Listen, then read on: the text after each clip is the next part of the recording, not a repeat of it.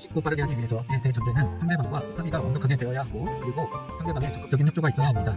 즉 상대방과 완벽한 합의와 적극적 협조만 있다고 하면, 미성년 자녀가 있는 가정이라고 하면 협의 이혼보다도 이혼 소송을 하는 것이 쉽고 더 빨리 이혼을 할 수가 있습니다. 방법은 일단 이혼 소장을 간단하게 작성해서 법원에 제출하고, 그 소장을 피고가 수령한 다음 서로 합의를 했다는 합의서를 법원에 제출하면 화해 공모 결정을 내려주는 경우가 대부분입니다. 이런 경우 정말 빨리 진행이 되면 2달 정도면 이혼이 되고, 더 걸린다 하더라도 2~3달 전후면 이혼이 되는 경우가 대부분입니다.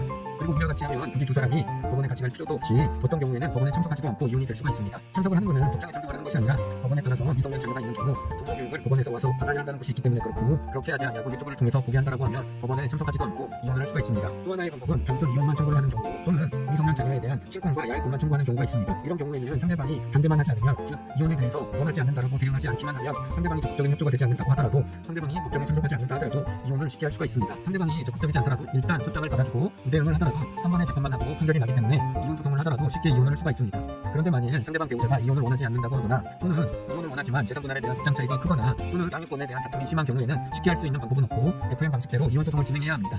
하지만 중요한 것은 이혼의 경우, 특히 재산 분할을 해야 하는 경우에는 쉽고 빠르게 하는 것도 중요하지만 확실하게 하고 완벽하게 하는 것이 더 중요합니다.